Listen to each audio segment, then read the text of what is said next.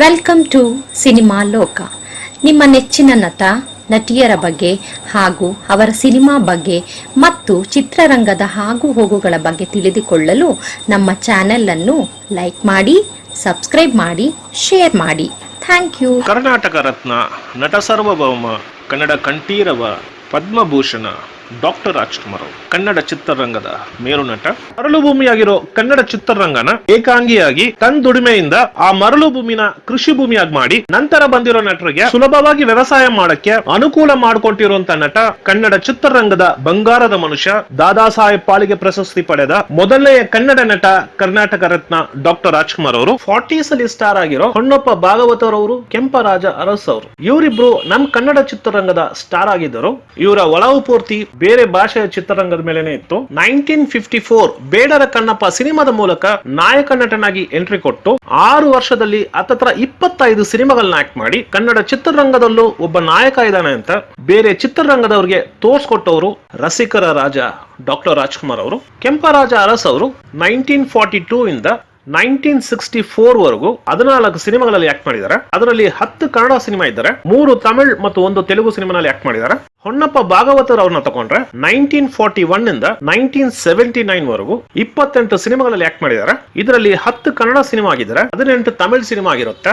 Doctor Rajkumar ಅವ್ರನ್ನ ತಗೊಂಡ್ರೆ ಬರೀ ಈ 6 ವರ್ಷದಲ್ಲಿ 24 ಸಿನಿಮಾಗಳಲ್ಲಿ 1 ತೆಲುಗು ಸಿನಿಮಾ ಆಗಿದ್ದಾರೆ, ಬಾಕಿ 23 ಕನ್ನಡ ಸಿನಿಮಾನೆ. ಸತ್ಯ ಹರಿಶ್ಚಂದ್ರ, ಶ್ರೀಕೃಷ್ಣ ದೇವರಾಯ, ಭಕ್ತ ಪ್ರಹ್ಲಾದ, ಭಕ್ತ ಕುಂಬಾರ ಅಂತ ನಾವು ನೋಡದೇ ಇರೋ ಎಷ್ಟೋ ಕ್ಯಾರೆಕ್ಟರ್ಗಳನ್ನ ನಮ್ ಕಣ್ಮುಂದೆ ತಂದು ನಿಲ್ಲಿಸಿದವರು ಕರ್ನಾಟಕ ರತ್ನ ಡಾಕ್ಟರ್ ರಾಜ್ಕುಮಾರ್ ಅವರು. ಅದು ಮಾತ್ರ ಅಲ್ಲ, 60s 70s ಅಲ್ಲಿ ತಮಿಳ್, ತೆಲುಗು, ಮಲಯಾಳಂನ ಕಂಪೇರ್ ಮಾಡಿದ್ರೆ ಅತಿ ಹೆಚ್ಚು ಕಂಟೆಂಟ್ ಓರಿಯೆಂಟೆಡ್ ಸಿನಿಮಾಗಳು ಬರ್ತಾ ಇದ್ದಿದ್ದು ನಮ್ ಕನ್ನಡ ಫಿಲ್ಮ್ ಇಂಡಸ್ಟ್ರಿನಲ್ಲೇ. ಇದನ್ನ ನಾನು ಹೇಳ್ತಾ ಇಲ್ಲ. 2013 ಅಲ್ಲಿ ಫಿಕಿಯಾನೋ ಫಿಲ್ಮ್ ಫಂಕ್ಷನ್ ಅಲ್ಲಿ ಪದ್ಮಭೂಷಣ್ ಡಾಕ್ಟರ್ ಕಮಲ್ ಹಾಸನ್ ಅವರು ಹೇಳಿದ್ದು. ಆ ತರ ಒಂದು ಸುವರ್ಣವಾದ ಪೀರಿಯಡ್ ನ ಹುಟ್ಟಾಗದವರು ಕರ್ನಾಟಕ ರತ್ನ ಡಾಕ್ಟರ್ ರಾಜ್ಕುಮಾರ್ ಅವರು. 60s ಅಲ್ಲಿ ಕೆಲವರೆಲ್ಲ ವ್ಯವಸಾಯ ಮಾಡೋದನ್ನ ಬಿಟ್ಟು ಸಿಟಿ ಕಡೆ ಬಂದು ಅವ್ರಿಗೆ ಸಿಗೋ ಕೆಲಸಗಳನ್ನ ಮಾಡ್ಕೊಂಡು ಜೀವನ ನಡೆಸ್ತಾ ಇದ್ರು. ಬಂಗಾರದ ಮನುಷ್ಯ ಸಿನಿಮಾ ನಂತರ ವ್ಯವಸಾಯನ ಬಿಟ್ಟು ಯಾರೆಲ್ಲ ಸಿಟಿ ಕಡೆ ಬಂದ್ರು ಅವರೆಲ್ಲ ಮತ್ತೆ ಅವರವರ ಹಳ್ಳಿಗಳಿಗೆ ಹೋಗಿ ವ್ಯವಸಾಯನ ಕಂಟಿನ್ಯೂ ಮಾಡ್ತಾರ. ಅದು ಮಾತ್ರ ಅಲ್ಲ, ಆ ಕಾಲದ ಗ್ರಾಜುಯೇಟ್ಸ್ ಕೂಡ ಸುಮಾರು ಜನ ವ್ಯವಸಾಯದ ಕಡೆ ಮುಖ ಮಾಡ್ತಾರ.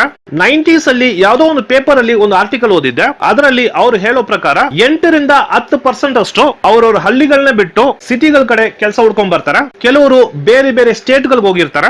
ಬಂಗಾರದ ಮನುಷ್ಯ ಸಿನಿಮಾ ನಂತರ ಮತ್ತೆ ವಾಪಸ್ ಬಂದು ಅವ್ರವ್ರ ಹಳ್ಳಿಗಳಲ್ಲಿ ವ್ಯವಸಾಯ ಮಾಡ್ತಾರೆ. ಅದು ಮಾತ್ರ ಅಲ್ಲ, ಓದವರು 8 ರಿಂದ 10% ಜನ, ಆದ್ರೆ ಹಳ್ಳಿಗಳಿಗೆ ಹಿಂದಿರುಗದವರು 12 ರಿಂದ 15% ಜನ.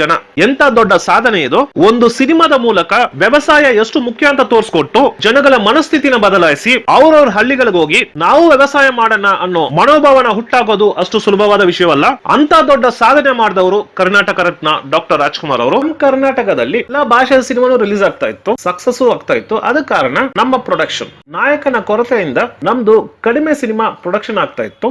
ಆ ಟೈಮ್ ಅಲ್ಲಿ ಕನ್ನಡಕ್ಕೋಸ್ಕರ ಬಂದವರೇ ಕರ್ನಾಟಕ ರತ್ನ ಡಾಕ್ಟರ್ ರಾಜ್ಕುಮಾರ್ ಅವರು. ವಿಭಿನ್ನವಾದ ಪಾತ್ರಗಳ ಮೂಲಕ ಎಲ್ಲಾ ಆಡಿಯನ್ಸ್ ಕನ್ನಡ ಸಿನಿಮಾನ ನೋಡಕ್ಕೆ ಕಾರಣಕರ್ತರಾಗಿದ್ದವರು the one and only Padma Bhushan doctor Rajkumar ಅವರು. ಅಲ್ಲಲ್ಲಿರೋ ಕನ್ನಡಿಗರನ್ನ ಒಂದು ನೆರಳಲ್ಲಿ ತಂದು ಆ ನೆರಳು ಕೂಡ ಮರವಾಗಿ ನಿಂತವರು ದಾದಾ ಸಾಹೇಬ್ ಪಾಲಿಕೆ ಪ್ರಶಸ್ತಿ ಪಡೆದ ಡಾಕ್ಟರ್ ರಾಜ್ಕುಮಾರ್ ಅವರು. ಇವತ್ತು ಸುಮಾರು ಜನ ಕನ್ನಡ ಪರವಾಗಿ ಹೋರಾಟಗಾರರು ಇದ್ದಾರೆ.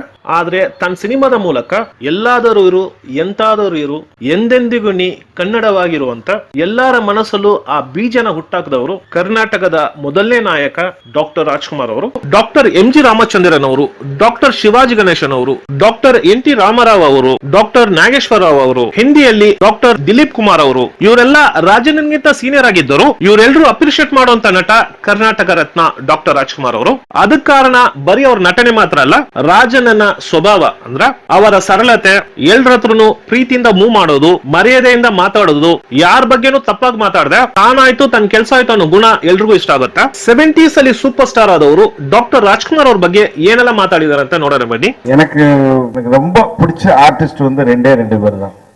ஒன்று எம்ஜிஆர், இன்னொன்று ராஜ்குமார் சார். இது ஏன் அப்படின்னு சொல்றேன் கேட்டிங்கன்னா, இது உங்களுக்கு ஃபன்னியாக இருக்கலாம், ஆனால் ஒரு ரசிகனாக நான் சொல்கிறேன். நான் வந்து முதல்ல சென்னையில் அசிஸ்டன்ட் டைரக்டராக இருக்கும் பொழுது நான் வந்து ட்ரஸ்ட் படத்தில் தங்கியிருந்தேன். அப்போ ராஜ்குமார் சார் வீட்டுக்கு எதிர நான் ராஜ்குமார் சார் படங்கள் சின்ன வயசில் பார்த்துருக்கேன். மயூரா மாதிரி நிறைய படங்கள் பார்த்துருக்கேன். ஸோ அதுக்கப்புறம் ராஜ்குமார் சார் போகும்போதெல்லாம் ரொம்ப கியூரியாசிட்டியோட நான் பார்ப்பேன். பார்த்துட்டு ஒவ்வொருடையும் பார்க்கும்போது ஒருட எதுக்கோ ஒரு சன் கண்ட்ரோல் ஒட்டியிருக்கோம் அந்த காரில். அவர் கார் கதவு திறக்கிறாரு, நான் அப்படி கை காட்டுறேன், அவரும் கை காட்டுறாரு. அப்புறம் அடுத்த நாள் அந்த டிரைவர்லாம் சொல்லியிருப்பாங்க போல, இவங்களாம் மணிவண்ணன் சாருடைய அசிஸ்டன்ட், இவங்களாம் அசிஸ்டன்ட் டைரக்டர்ஸ் ஃபிலிம் இண்டஸ்ட்ரி சேர்ந்தவங்க அப்படின்னு சொன்ன உடனே அதுக்கப்புறம் அவர் போகும்போதெல்லாம் நான் வாசலில் நின்னேன்னா, சாரி தப்பாக நினச்சிக்காதீங்க, நான் ஸ்மோக் பண்ணுவேன். ராஜ்குமார் சார் பார்த்தா அந்த சிகரெட் இப்படி மறைச்சிக்குவேன், மறைச்சிட்டு இப்படி டாட்டா காமிச்சேன்னா அவர் கண்ணாடி இறக்கிட்டு சிரிச்சுட்டே டாட்டா காமிப்பார். இந்த மாதிரி ஒரு சாதாரண ரசிகனை கூட திருப்திப்படுத்தணும் அப்படின்ற ஒரு எண்ணம் வந்து ரெண்டே ஸ்டார்ட்டர் தான் இருந்தது. ஒன்று எம்ஜிஆர், இன்னொன்று రాజ్కుమార్ సార్. కన్నడ రాజ్కుమార్ గారు రేరెస్ట్ పొటెన్స్. ఎందుకంటే మనకి హిందీలో చూసాం, పాడుతూ నటించి రెండు పార్శ్వాల్లోనూ చాలా గొప్ప పేరు సంపాదించుకున్నవారు. కిషోర్ కుమార్ ఉన్నారు, ఆయన పాటలు ఆయనే పాడుకునేవారు, అవతల వాళ్ళకు కూడా పాడారు ఆయన. బట్ సౌత్ లో ది రేరెస్ట్ స్పెసిమెన్ ఎవరంటే రాజ్కుమార్ గారు. ఎందుకంటే ఆయనకు మొట్టమొదటి నుంచి కూడా సంగీతంలో మంచి ప్రవేశం ఉంది, క్లాసికల్ మ్యూజిక్ తెలుసు. కానీ పిబి శ్రీనివాస్ గారు ఆయన ఎలా కలిసిపోయారంటే, ఆయన వాయిస్తే ఈయన మొహమే ఆయన అనేంత వీధిగా పాపులర్ అయిపోయి, కానీ ఒకానొక సందర్భంలో ఒక పాట జీకే వెంకటేష్ గారు రాజ్కుమార్ చేతే పాడించిన తర్వాత ఇంకా జనం అంతా కూడా మీరే పాడాలని పట్టుబట్టారు. పిబి శ్రీనివాస్ గారు తక్కువ చేశారని కాదు, మీరు ఇంత బాగా పాడుతున్నారు కదా, మీరు ఎక్కువ పాటలు పాడండి. అందుకని కొన్ని సినిమాల్లో ఒక రెండు పాటలు శ్రీనివాస్ గారు పాడితే ఈయన ఒక పాట పాడడం, అలా పాడి ఒకసేపు అయిపోయిన తర్వాత మొత్తం పాటలు ఆయనే పాడేటటువంటి అవకాశం వచ్చింది. National award winner for singing, నాదమయ్య అన్న పాట ಪಾಡಿ ನ್ಯಾಷನಲ್ ಅವಾರ್ಡ್ ಕೂಡ వచ్చింది.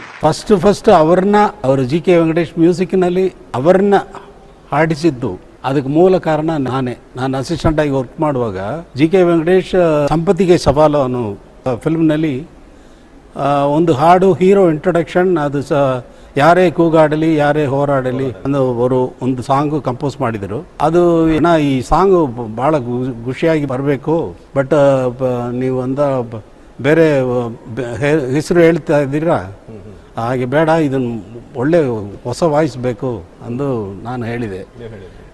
ಬೇರೆ ಯಾರು ಇದ್ದಾರೆ ಬಂದದ್ದು ನೋಡಿದರೆ ತಮಿಳಿನಲ್ಲಿ ಹಾಡೋರು, ತೆಲುಗಿನಲ್ಲಿ ಹಾಡೋರು, ಇದೆಲ್ಲ ನೋಡಿಬಿಟ್ರೆ ಯಾರು ಅವರಿಗೆ ಇದಾಗಿಲ್ಲ. ಅಣ್ಣ ಇದು ಬೇರೆ ಯಾರಾದರೂ ಹೊಸ ವಾಯ್ಸ್ ಬೇಕಣ್ಣ, ನೀವೇ ಹೇಳಬೇಕು ಒಂದು ಜಿ ಕೆ ವೆಂಕಟೇಶ್ ಹತ್ರ ನಾನು ಕೇಳಿದರೆ, ರಾಜ್ಕುಮಾರೇ ಹಾಡ್ತಾನೆ, ಮುತ್ತರಾಜ ಹಾಡ್ಬೋದಲ್ಲ, ಅದು ಅವರು ಹಾಡ್ತಾರಣ್ಣ ರಾಜ್ಕುಮಾರ್ ಅಣ್ಣ. ಅವನು ಡ್ರಾಮಾನಲ್ಲಿ ಇದು ಬಂದವನು ಗೊತ್ತಿಲ್ಲವಾ?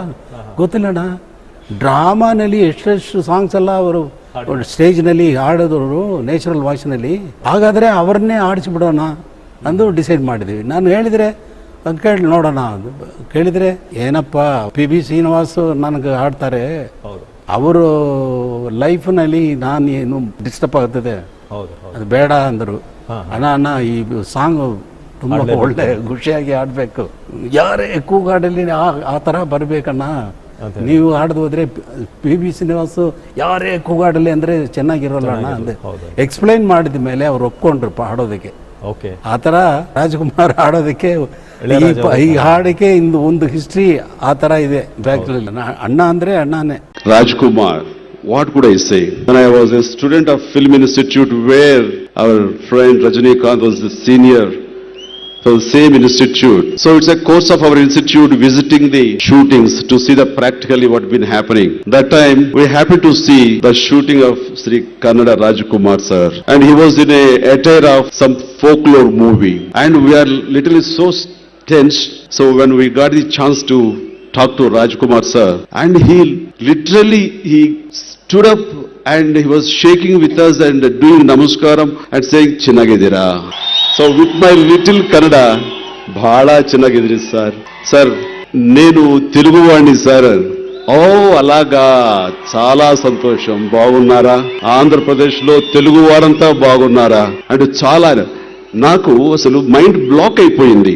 అంత పెద్ద స్టార్ మాలాంటి ఫిల్మ్ ఇన్స్టిట్యూట్ స్టూడెంట్స్ ముందు నుంచుని అంతసేపు నిలబడి అంత హ్యూమిలిటీ తోటి అంత ప్రేమతోటి మాట్లాడుతుంటే, I know a gentleman, another actor, who treated me when I was 21.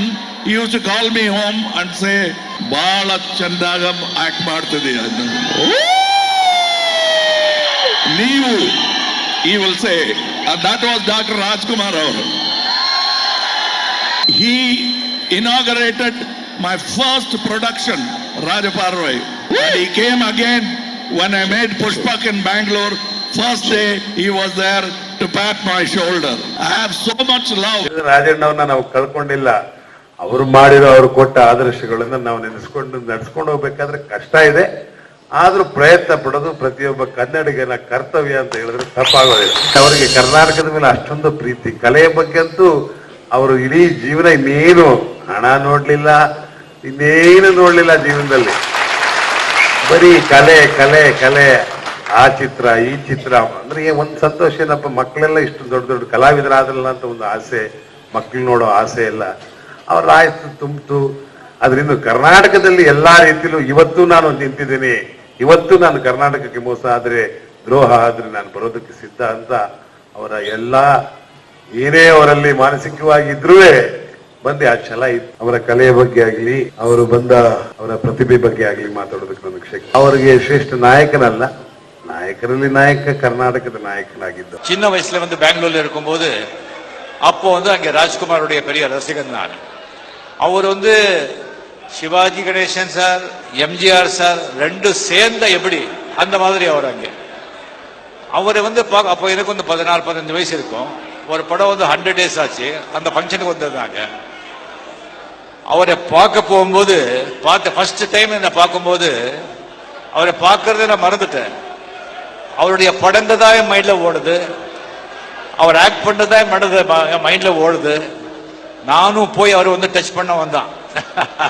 This film is one strong media which give you popularity because you have the capacity to taste and test different roles, and if you are succeeded, if you are successful, nothing like that. It happened, it was a surprise of my life when after I was shooting in Mysore for Kotigoppa, when Dr. Rajkumar called me. I think he saw the projection, that Mini Santosh, Yajmana.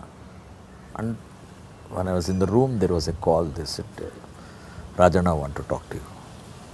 First, it was a shock and I could not believe. Then I wanted to be sure. All these years, never, but yes. Then first time, he came on the phone and he said, Vishnu, I saw your film. The film is so good, I'm still in the trance, I want to see you. Where are you? I said, sir, I am in Mysore. He said, I want to see you, I want to come and see you. I said, sir, please don't do that, don't embarrass me. I have not done anything great. After all, in front of you, what is our achievement like? He said, no, I really feel like seeing. Because the producer told me, once the film was over, when everybody was about to leave, Rajkumar saw for about 15 minutes silent, he was sitting, it seems. I don't know what was there in his mind and all. Then we called and he said, I want to see you. I said, sir, please don't do that. I'm too small rather now. By the way, and once I come to Bangalore, I will come. Basavanna, I have not seen Kanakadasa, I have not seen Purandaradasa, I have not seen Krishnadevaraya. We have heard, we have not seen. But when you have a library, Krishnadevaraya was, he was Krishnadevaraya. Who did that? Dr. Rajkumar. Kanakadasa, that whatever you take controversy or his achievement, Udupi, Kanakana Kindi, they say Kanakadasa. You want to see about him? Film, Dr. Raj. So it is like that. He has been fortunate enough to get a role like that. Forever he will be remembered. We have admired him, we have adored him, we have followed him. Because after all, if at all a Kannada film industry come, who else? Who else could long-standing, withstand the popularity, his performance? We don't find any other person. It's very difficult to be there like that. I know. Being in this profession, it's very, very difficult. Okay ಸ್ನೇಹಿತರೆ, next time ಬೇರೆ ಒಂದು cinema ಜೊತೆ ಬರ್ತೀನಿ. ಅದುವರೆಗೂ thank you, bye.